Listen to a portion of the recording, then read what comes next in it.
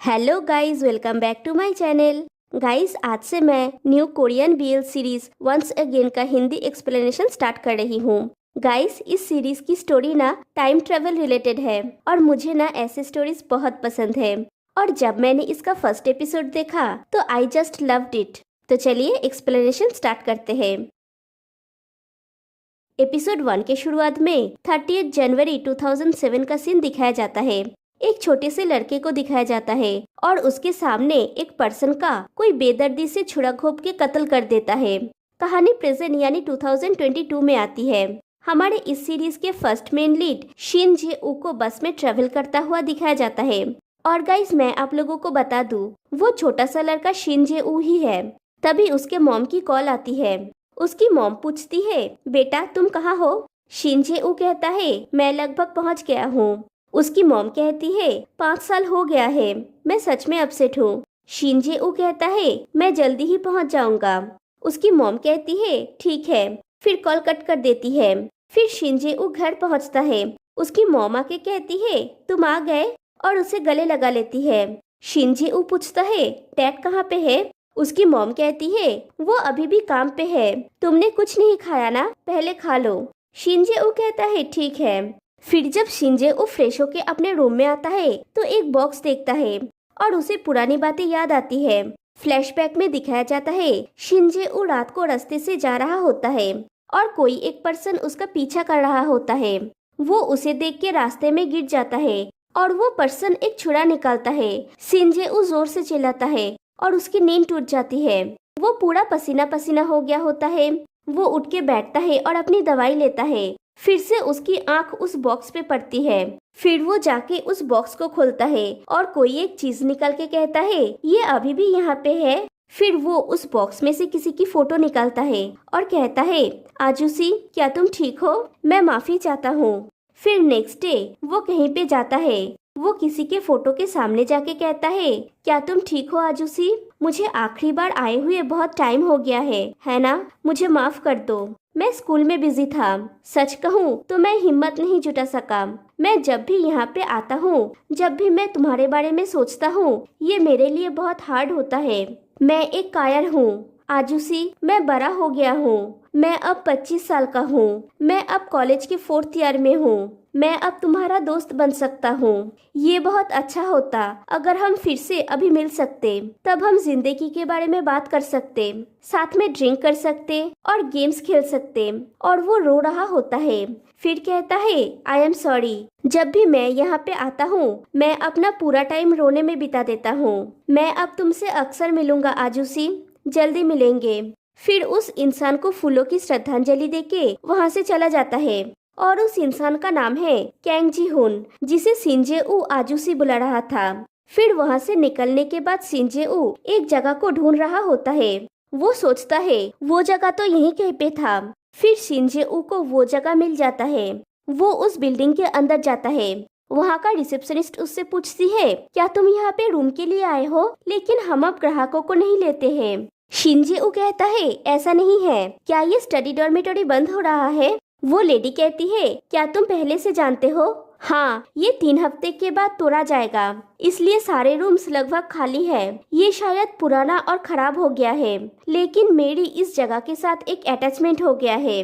फिर कहती है, वेट, अगर तुम ये जानते थे कि ये तोड़ने जा रहा है तो तुम आए क्यों हो? शिन जे ऊ कहता है, मैं यहाँ पे एक जगह को देखना चाहता हूँ। वो लेडी पूछती है, कौन सी जगह? शिन जे ऊ कहता है, रूम नंबर 303। वो लेडी शिन जे ऊ को रूम नंबर 303 का चाबी देती है। शिन जे ऊ वहाँ से जाने लगता है तो वो लेडी पूछती है, क्या हम पहले मिले हैं? तुम जाने पहचाने लग रहे हो। शिन जे ऊ कुछ ना कह के वहाँ से चला जाता है। फिर शिन जे ऊ रूम नंबर 303 में एंटर करता है। वहाँ पे सिर्फ एक बेड, एक चेयर, एक टेबल और उसके ऊपर एक टेलीफोन रखा हुआ था। शिन जे ऊ सब चीजों को छू के देखने लगता है। फिर पॉकेट से कैंग जी हुन की फोटो निकालता है और कहता है, बहुत दिन हो गया है ना, तुम्हें ये याद है ना? ये वो छात्रावास है जिसमें तुम रहते थे, रूम नंबर 303। फिर वो टेबल के पहिए में कुछ देख के कहता है, ये अभी भी यहाँ पे है। फिर चेयर में बैठता है और टेलीफोन को अपने कान में लगा के कहता है, कुछ बातें हैं जो मैं हमेशा तुमसे कहना चाहता था। देन वो रिसीवर को रखने जाता है तो टेलीफोन में से आवाज आता है, कोई हेलो कहता है। शिंजे ऊ फिर से रिसीवर को अपने कान पे लगाता है। फिर से कोई कहता है, हेलो कौन है? शिंजे ऊ पूछता है, तुम कौन हो? टेलीफोन से आवाज आता है, मेरा नाम कैंग जे हुन है।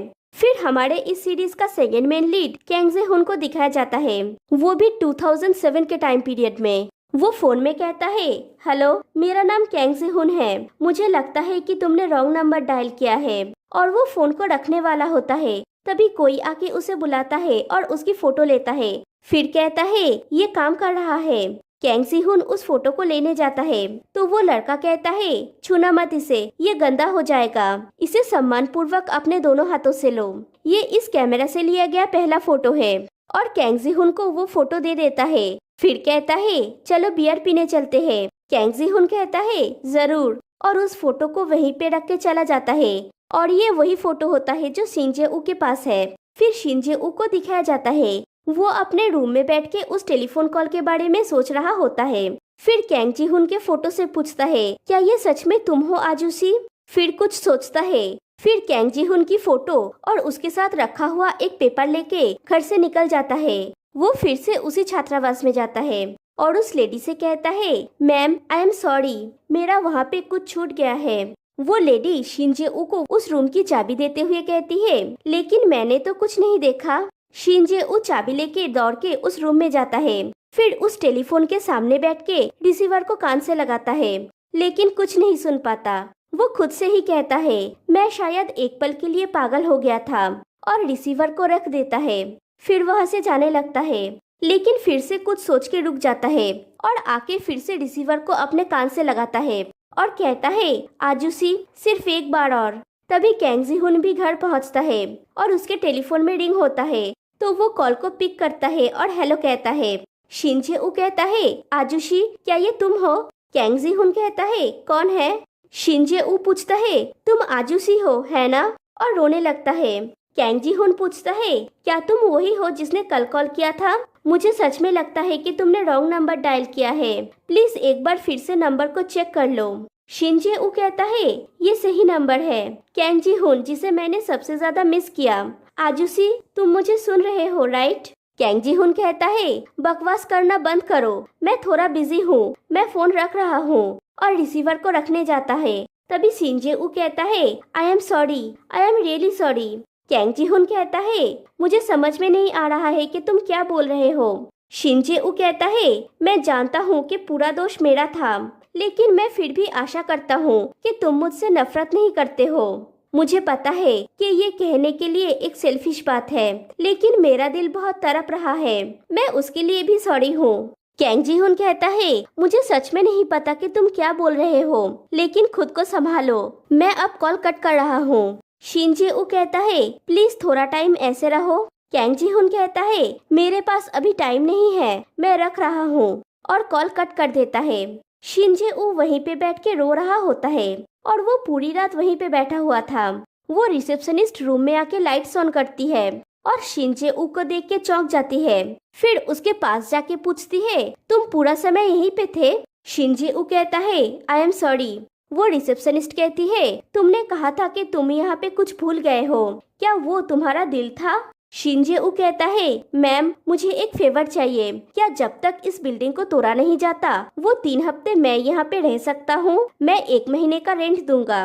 वो रिसेप्शनिस्ट कहती है, ये डेंजरस है, मुझे नहीं लगता कि ये एक अच्छा आइडिया है। मैं तो इस समय सब रूम को खाली कर देने के लिए लोगों को बोल रहा हूँ। मुझे नहीं लगता कि तुम्हें भी ज्यादा देर यहाँ पे रहना चाहिए। शिंजे ऊ पूछता है, तो फिर क्या मैं एक आखिरी फेवर मांग सकता हूँ? वो रिसेप्शनिस्ट कहती है, बोलो।